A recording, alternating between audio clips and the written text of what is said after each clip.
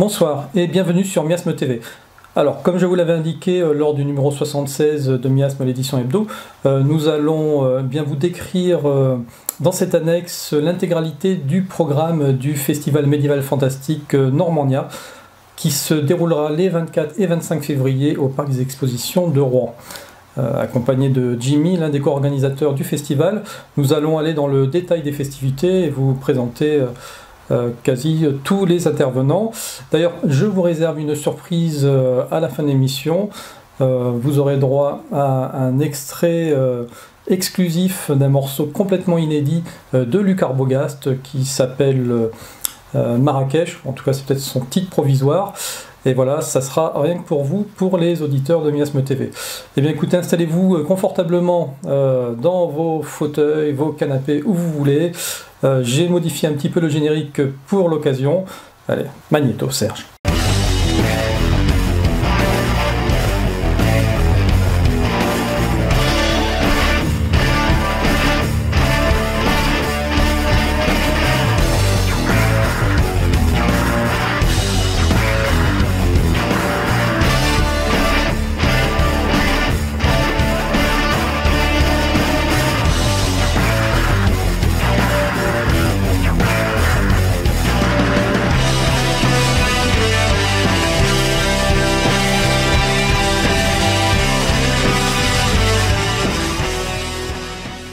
Bonjour Jimmy, comment vas-tu? Ça va, on a un petit peu de soleil en plus, c'est cool.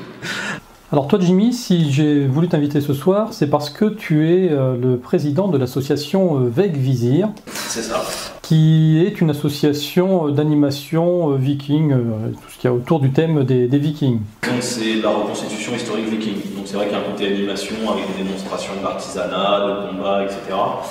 Mais oui, c'est vraiment la reconstitution historique, quoi. C'est pas que de l'évocation, enfin de l'animation dans le sens un petit peu on fait mumuse. Il y a toute une démarche de recherche qui s'accompagne de tout ça, quoi.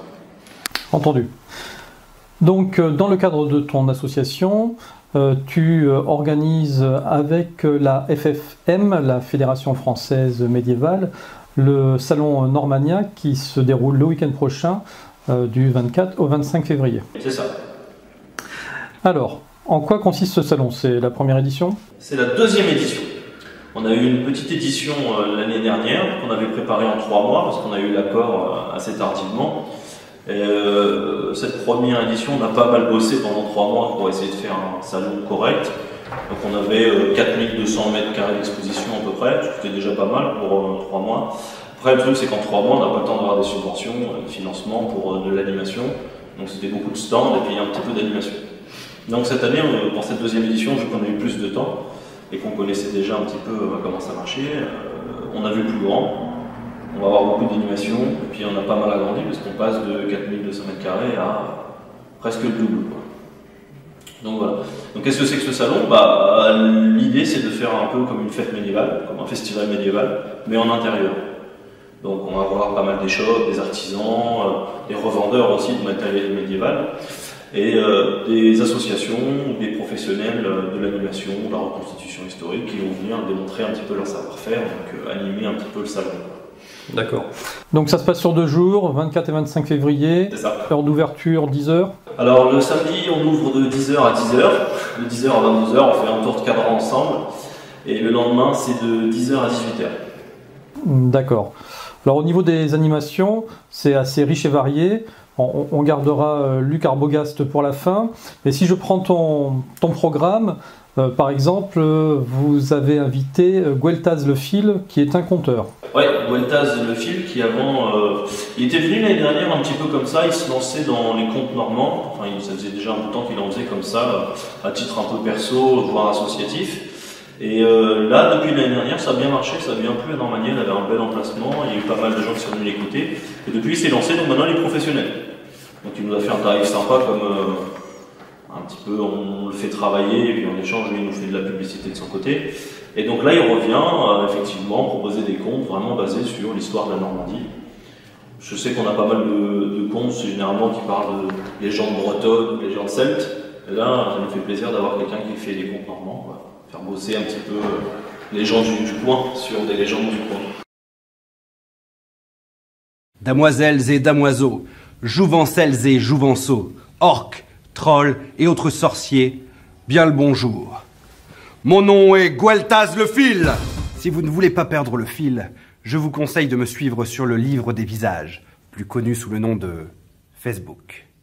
Et du coup, ça se passe comment pour les compteurs? Il y a une salle qui est spécialement prévue pour ça ou ils déambulent? Non, on lui a installé un petit emplacement au milieu des stands, parce que l'idée c'est pas de faire un coin où il va y avoir des animations et un coin où il va y avoir des stands, parce que sinon les gens vont aller soit que voir l'un, soit que voir l'autre.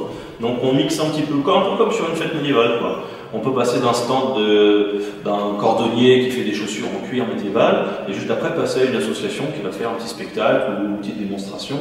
Donc là, il est vraiment en plein milieu des exposants, mais il a un bel emplacement pour pouvoir accueillir du monde pour les comptes, quoi.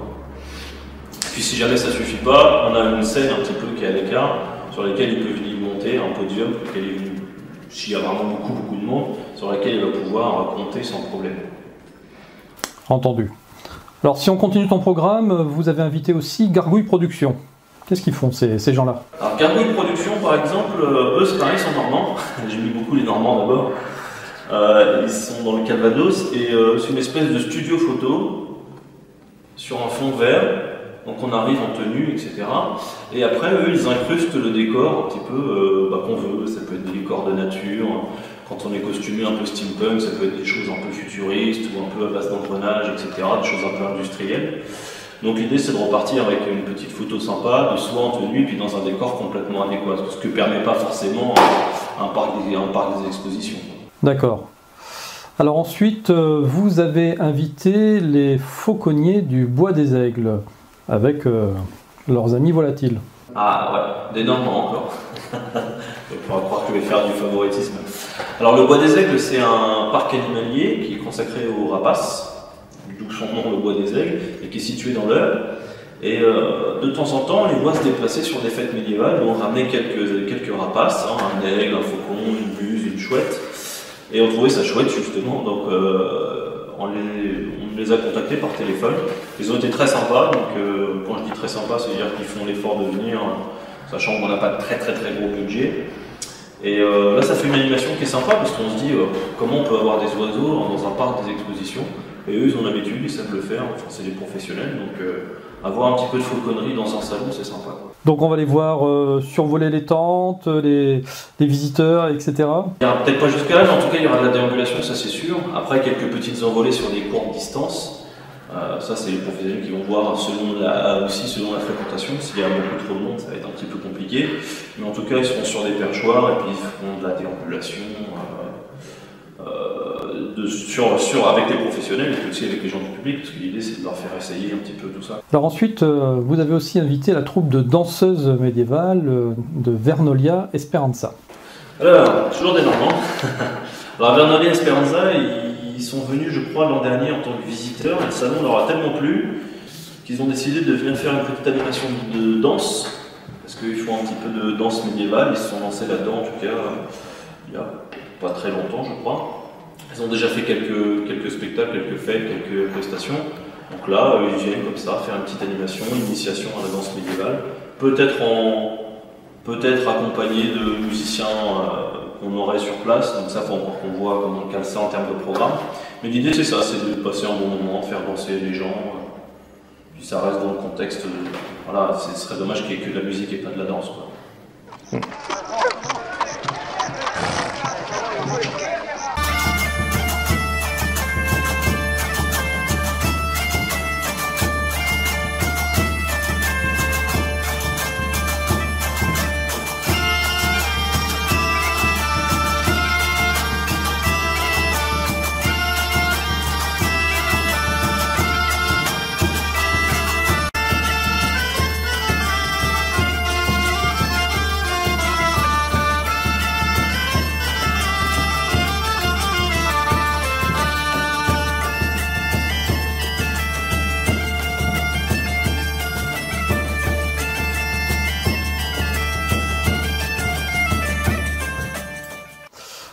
Alors on a aussi un autre conteur ou troubadour, trouvère, comme tu l'appelles comme tu veux.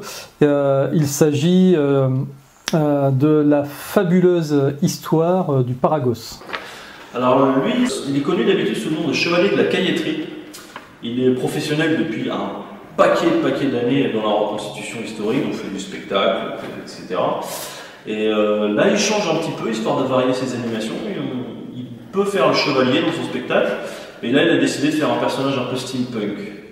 Donc un personnage steampunk, justement, donc beaucoup plus moderne, mais qui va revenir sur ses origines un petit peu de chevalier. En fait, il se dédouble le personnage un petit peu. Lui qui a l'habitude de jouer le chevalier, là, il va jouer un petit peu comme le descendant du chevalier.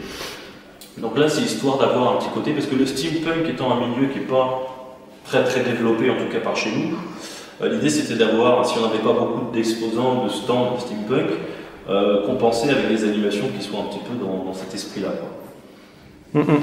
J'ai l'impression que ça devient de plus en plus à la mode, le steampunk. Oui, j'ai l'impression.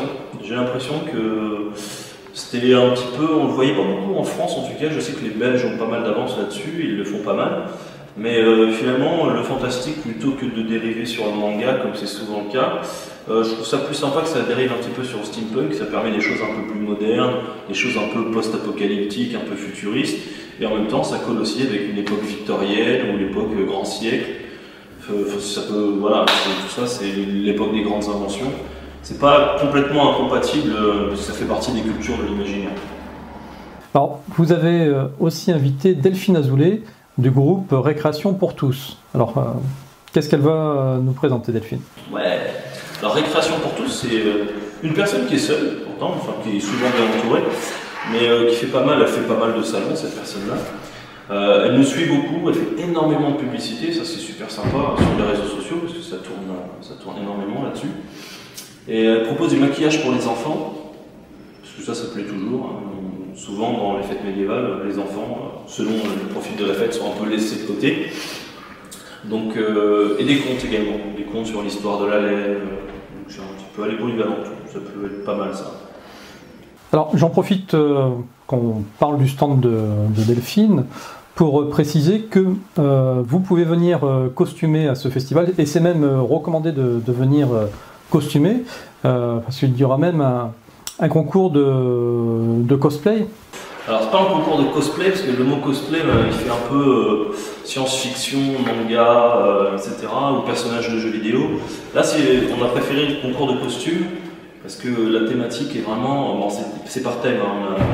On a une thématique médiévale, une thématique vraiment axée sur le fantastique, et après une catégorie enfant. Donc là l'idée c'est justement, il n'y a pas des Pokémon, j'ai rien contre les Pokémon, mais que les gens ne viennent pas déguiser en Pokémon, mais leur donner un thème pour que ça favorise un petit peu l'immersion, qu'il n'y ait pas tout et n'importe quoi. Donc les thèmes ne sont pas très larges, mais justement c'est pour essayer d'avoir une ligne de conduite et que le salon ne devienne pas un peu un salon fourre-tout. Et donc le plus beau costume obtiendra une récompense? Alors on est en train de travailler sur les lots, on a un fonctionnement par boîte cette année, c'est-à-dire qu'on a fait faire des boîtes par différents artisans, des gens qui font du bois, des gens qui font de la personnalisation de boîtes steampunk. Et dans ces petites boîtes qui seront en fait des coffrets, il y aura pas mal de petites choses à gagner. Donc il y aura des galons, il y aura des couteaux forgés par des artisans, il y aura pas mal de matériel qui peut servir dans la reconstitution, mais comme dans la vie de tous les jours. Et il y aura aussi des bons d'achat dépensés sur place chez les artisans, parce que nous le but c'est aussi que les artisans soient contents, et donc ils vendent. Donc là on fera un fonctionnement de bons d'achat aussi, ces gens-là. Il y aura pas mal de choses à gagner. Ce sera des espèces de Wonderbox médiévales avec pas mal de choses dedans. Alors ensuite nous aurons le plaisir d'accueillir un petit groupe de folk médiéval, Ico Vellona.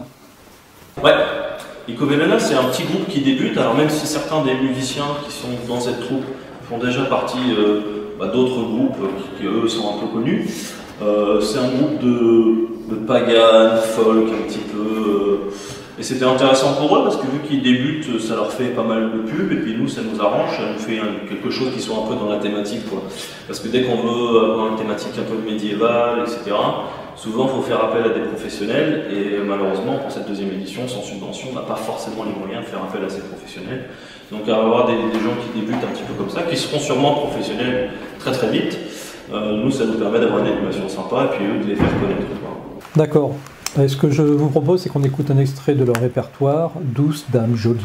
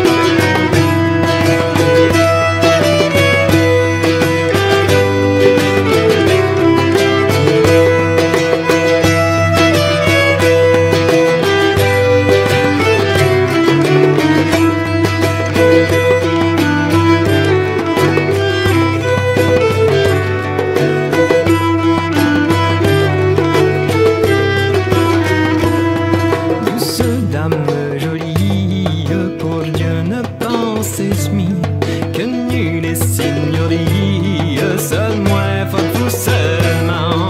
Et quand ma maladie guérit, ne sera nullement sans vous douce âme qui reste de mon tourment, adjointement déplie vos cœurs cuisses qui m'oublient, que templement aussi le calme lentement.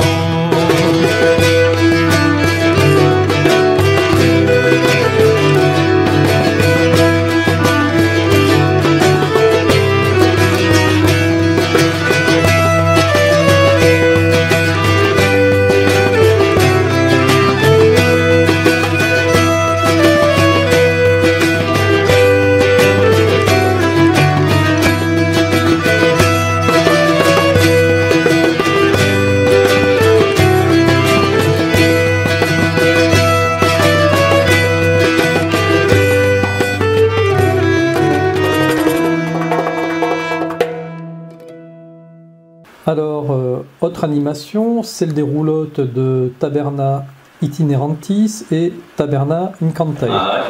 La taberna, alors d'habitude, normalement, sur les différentes fêtes médiévales auxquelles elle participe, je choisis soit l'un soit l'autre. Soit on a Taberna Itinerantis, soit on a Taberna Incantae. Itinerantis qui est plus basé sur le médiéval, donc c'est une espèce de roulotte de marchand, quoi. Elle présente le métier de mercier au Moyen-Âge, donc avec vraiment une approche très de recherche, vraiment une approche très pédagogique. Et Taberna Incantae qui est beaucoup plus dans le fantastique, voire dans le sorcière. C'est vraiment des potions sorcières, des vieux grimoires, donc une animation là qui est un peu plus sur le côté fantastique. C'est ça qui est intéressant, c'est de pouvoir avoir le mix des deux dans le salon. Si on fait que du médiéval, ça va plaire qu'à des puristes et ça va pas faire venir forcément le grand public. Donc le fait d'avoir cette ouverture sur le fantastique, qui est pour moi un univers complètement compatible avec le médiéval, ça nous permet déjà de faire venir du monde, c'est quand même le but, et puis de faire des animations variées aussi. Bon, c'est plutôt chouette. Puis nous avons aussi la présence d'un autre conteur. Il me semble en plus que je le connais, il s'agit d'un conteur corrigan, c'est Galitrap. Eh oui, Galitrap. On avait un conteur normand. Et comme on ne veut pas être fâché avec nos amis bretons, on s'est dit on va prendre un conteur breton quand même. Donc le corrigan étant une créature issue des légendes celtes, notamment en Bretagne, on s'est dit qu'on allait faire venir, en plus il nous a proposé de lui-même de venir, donc on n'allait pas lui dire non. Vous avez demandé, je crois, sur Facebook, acceptez-vous les corrigans conteurs? Puis je lui ai dû répondre, bah oui, sans problème. Puis ça s'est fait comme ça, quoi. Ça permet de varier aussi. Le fait d'avoir des animations, pas tout le temps le même conteur qui va parler toute la journée. Un coup on va voir le corrigan, un coup on va voir le normand, puis on va pouvoir un peu tourner, quoi. Alors que ce soit les jeunes pousses, les petites graines de l'humanité, les belles plantes ou les vieilles branches, combien d'entre vous rêvent encore? Vraiment. Alors, vous avez aussi invité la compagnie de la Licorne d'Argent qui va nous interpréter Blanche et Godefroy. Ah, Blanche et Godefroy. Alors oui, là c'est la compagnie de la Licorne d'Argent qui sera là, qui est une troupe. Et ils ont un petit spectacle qui est assez marrant, assez sympa, hyper complet. Il y a des petits tournois, il y a de la jonglerie, il y a un petit peu de tout. Et puis surtout, ils ont une licorne, enfin une drôle de licorne. Là, j'en dis pas plus, parce qu'il faut venir voir sur place la fameuse licorne.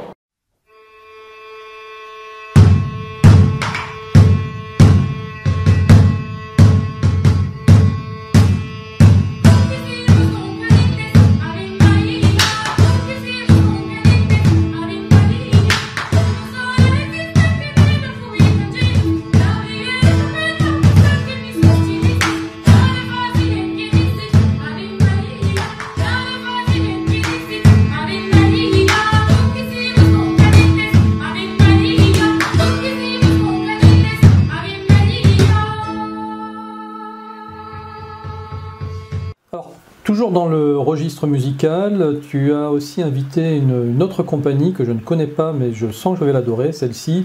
C'est une compagnie qui a inventé le folk and roll burlesque, c'est la compagnie d'Épi. L'Épi, il y a 6 pis. Et nous, ça nous intéresse de les avoir. Je les ai rencontrés sur un salon au mois de novembre. C'était au festival Fou d'Histoire de Compiègne. D'ailleurs, ils ont remporté pendant ce festival-là le gros coup de cœur musical de l'organisation. Donc, j'ai de la musique médiévale facilement, j'en ai pas mal, j'ai un beau concert, le samedi soir j'ai un beau concert, j'ai Echo Bellona. Et dans le steampunk, avoir la musique steampunk c'est un peu compliqué quoi. Donc là, l'avantage de ce style un peu folk and roll burlesque, c'est qu'on est à mi-chemin entre un peu tous les univers qui sont représentés à Normania finalement. Parce qu'il y a une thématique médiévale dans certains textes, même si les instruments sont complètement modernes, et puis un peu avec de l'autodérision, c'est ça. Oui, on ne fait pas du médiéval, mais on le sait. C'est pour ça qu'ils commencent souvent en disant on fait de la musique médiévale ou presque.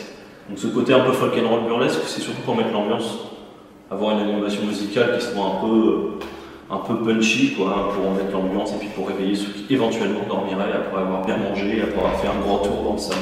Voilà, alors j'ai pas pu résister à l'envie de vous mettre un extrait aussi de leur répertoire. Ça s'appelle, j'ai pas voulu faire de jeu de mots, désolé.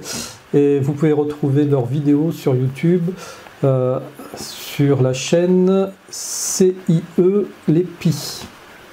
Ça pèle! Et ça se lance comme ça. C'est un peu comme la danse des canards.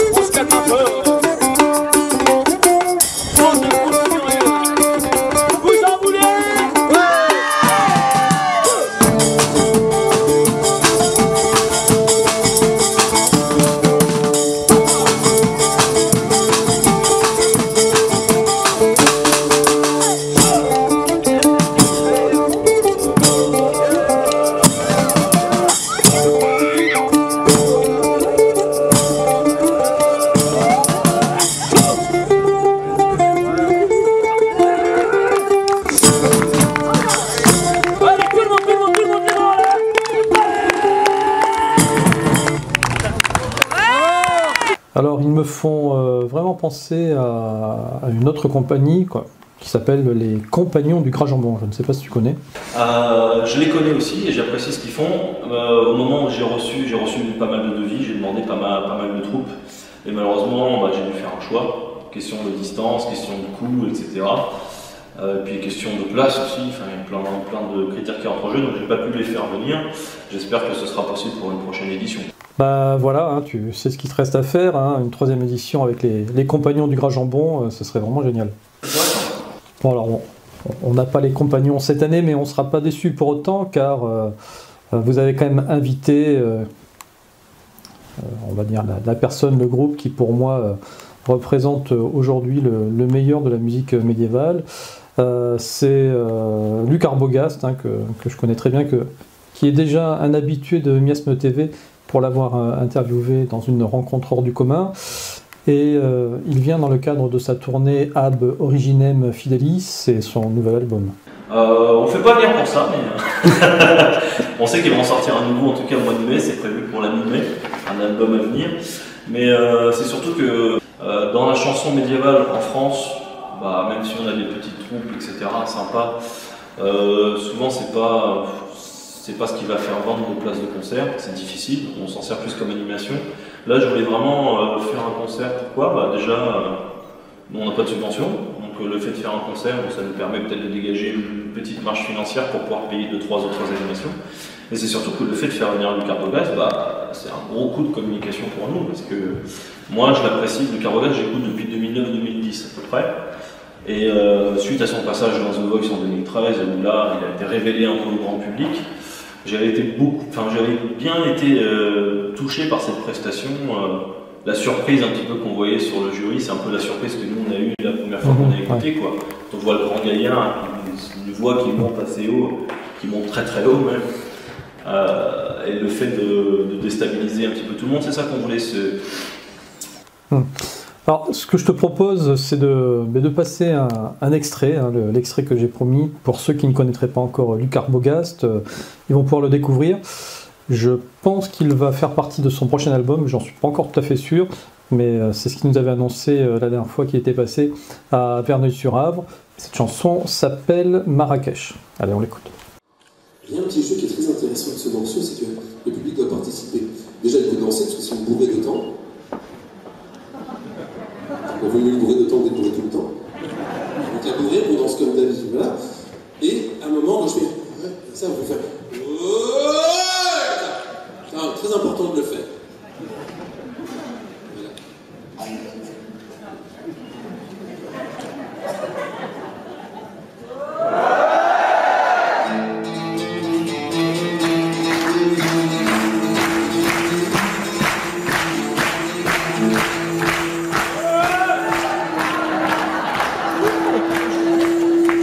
C'est bon, ils sont chauds.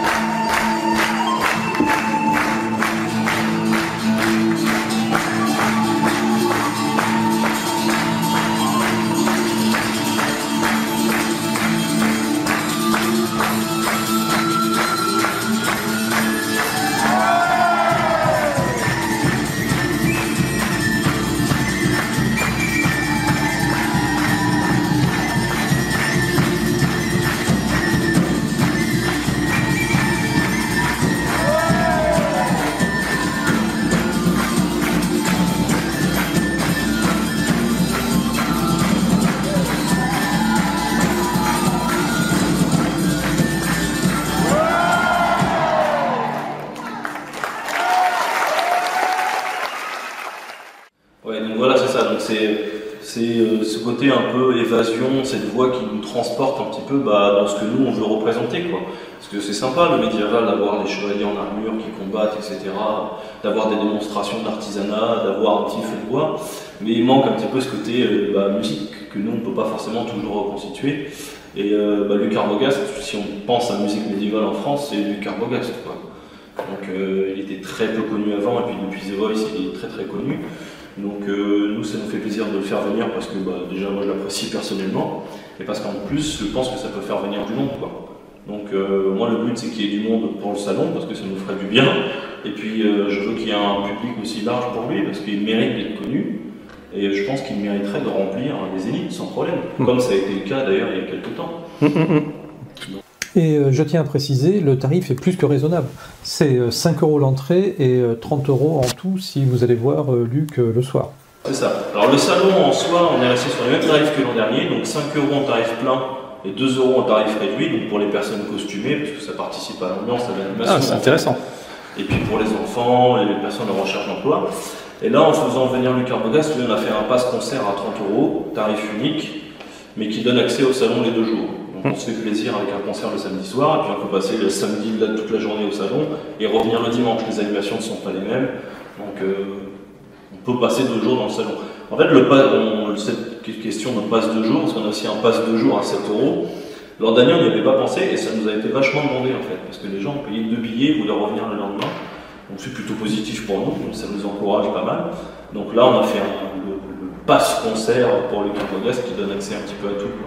Que les gens viennent pas uniquement pour le concert, vous allez faire un tour au salon aussi, parce que c'est sympa, il y a des choses à voir. Ah oui, non, mais ça va être vraiment exceptionnel. Mais c'est ça qui est bien lorsque c'est organisé par des associations, c'est que vous êtes à but non lucratif et vous avez juste besoin de couvrir vos frais, ce qui fait que du coup, vous arrivez à rendre les tarifs vraiment attrayants et relativement bas.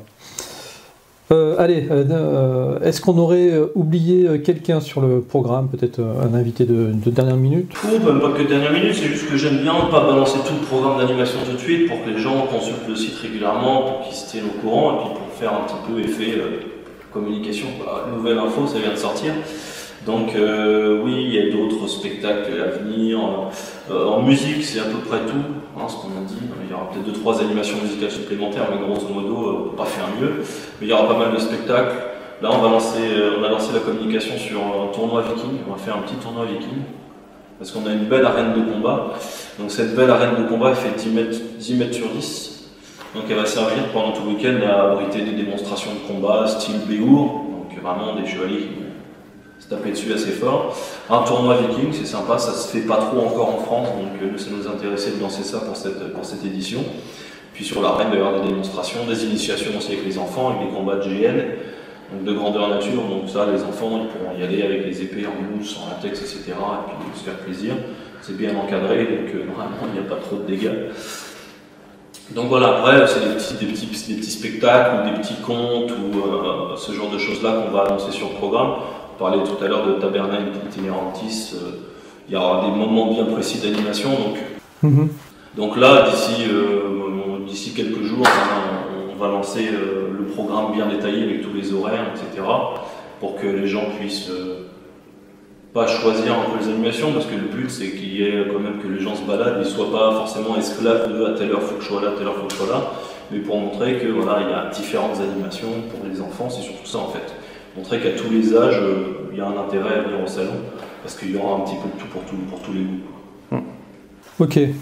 Bon, donc je rappelle les dates, ça se passe les 24 et 25 février au Parc des Expositions à Rouen, à partir de 10h le samedi jusqu'à 10h le soir, le samedi soir pour le concert de Luc Arbogast, et puis le dimanche, pareil, 10h jusqu'à 18h environ. Et puis parce qu'on a des gens qui viennent d'assez loin, donc c'est pour qu'ils puissent repartir dans de bonnes conditions, qu'ils puissent démonter tranquillement le dimanche soir avant de repartir.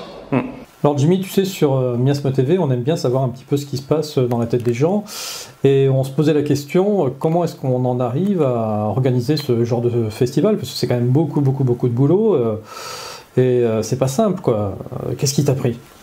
Avec ma troupe, on participe en tant que prestataire à pas mal de fêtes. On est même venu à en organiser certaines, de taille assez modeste, et en fait on a eu après avoir intégré la Fédération française médiévale, donc quand je suis devenu trésorier de cette fédération, je me suis rendu compte que rien qu'avec cette appellation Fédération française médiévale, ça ouvrait pas mal de portes quoi, auprès des institutions. Souvent, une petite association a du mal à avoir une parole de poids quoi, auprès de certaines institutions. Et là, j'ai l'impression que ça faisait un peu confiance.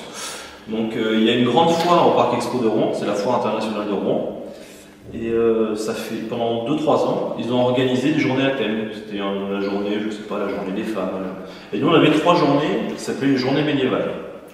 Donc, ils nous ont confié l'organisation de ces journées médiévales-là. Donc, on avait une quarantaine de stands. C'était assez modeste par rapport à la taille de la foire, mais c'était déjà pas mal. Surtout que c'était à des tarifs très préférentiels, sachant que la foire internationale de Rouen, c'est pas donné pour y participer en tant qu'exposant classique.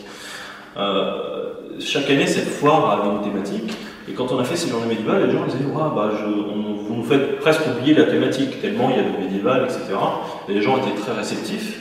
Et au bout de la 3e année, le parc des expositions a dû forcément changer un petit peu, varier les animations. Donc là, on s'est dit, avec ces encouragements qu'on a eu des gens, et puis le réseau qu'on a tissé au fil des années, on s'est dit, pourquoi pas organiser carrément tout un salon médiéval. Donc on en a parlé avec le Parc Expo, ça a été un petit peu long d'avoir les bons interlocuteurs. Et finalement, on a eu l'accord le 19 novembre 2016, je me rappelle, donc pour le 25 février 2017. Donc vraiment 3 mois pour préparer. Le parc d'exposition nous dit que vous êtes complètement fou, mais on vous suit, donc c'est parti, on a cravaché. Et puis voilà, après on savait qu'il y avait un risque financier, donc on a été déficitaire sur l'édition précédente. Mais les gens étaient tellement contents, aussi bien les exposants, les différents artisans, que le public, etc., que les bénévoles. On se dit, il faut qu'on remette ça, quoi. L'idée, c'était qu'il se passe quelque chose de médiéval et de gros, très gros, à Rouen. Parce que Rouen, c'est une ville qui est hyper médiévale, depuis l'époque des Vikings, bien avant ça même. Et on trouve que c'est pas assez mis en valeur, quoi, en tout cas, il n'y a pas assez d'action par rapport au potentiel qu'il peut y avoir dans la ville, quoi. Donc là, l'idée, c'est de faire un truc gros, une grosse fête médiévale, et en intérieur. Pourquoi? Parce qu'au mois de février, en extérieur, c'est compliqué. Et ça nous intéressait aussi de faire ça au mois de février, parce que c'est là un peu la saison creuse pour les artisans. C'est-à-dire que là, ils ont les belles médiévales entre avril et octobre, grosso modo, puis après les marchés de Noël, et puis après plus rien jusqu'au mois d'avril. Donc c'était une date qui était intéressante pour nous, pour les faire travailler aussi, parce qu'on a envie qu'ils soient contents ces jours-là. C'est pas un métier qui est toujours facile, l'artisan, c'est même assez dur. Donc nous, si on peut leur apporter cette visibilité-là, et puis faire un gros salon sympa, c'est tout bénéfique. Ok. Bon, écoute, Jimmy, moi j'espère que cette édition va se passer super bien, qu'il y aura beaucoup de monde. En tout cas, nous on sera là. Et puis voilà, que ça donnera lieu à une 3e édition. Jamais 203. Jamais 203. Allez, merci. Ciao. Ciao. Et puis voilà, si vous aussi vous venez au salon Normania, puis que vous voulez nous rencontrer, n'hésitez pas à nous mettre un petit mot en MP sur Facebook ou sous la vidéo, et puis on essaiera de se croiser au détour des tavernes, des roulottes, des compteurs, des rapaces, etc. Allez, je vous remercie d'être resté jusqu'au bout, et puis en générique de fin, je mets un petit morceau de Castellémis. Les connaisseurs apprécieront. Ciao.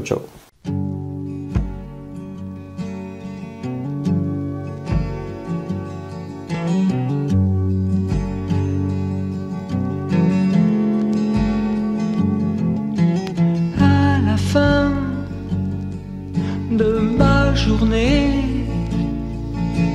et que mon travail est terminé, je suis vraiment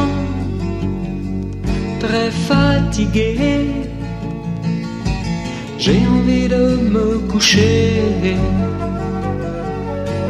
J'ouvre alors ma boîte à rêves et j'allume un grand feu qui se colle sur mes lèvres comme des larmes sur tes yeux. Feu de bouche, oh feu de couche, mais que fait ma main dans tes cheveux? Nobody, oh dans mon lit, mais que fait ma main dans tes cheveux?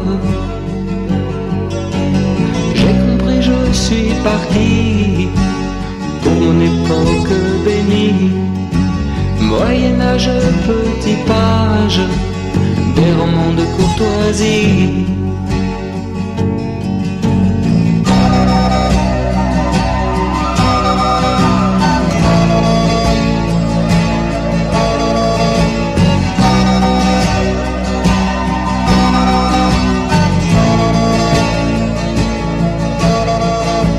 Je te vois, ô toi mon roi, ma reine de préférence,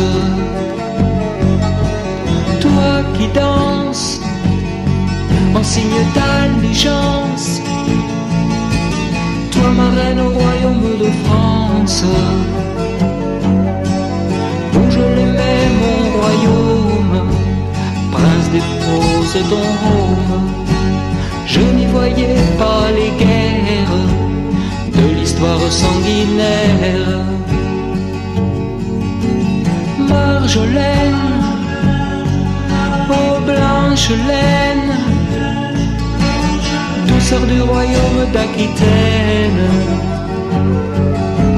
Mais tout ça n'était qu'un rêve, que personne ne nous l'enlève, car ce sont nos riches heures, à nous ducs de Paris travailleurs.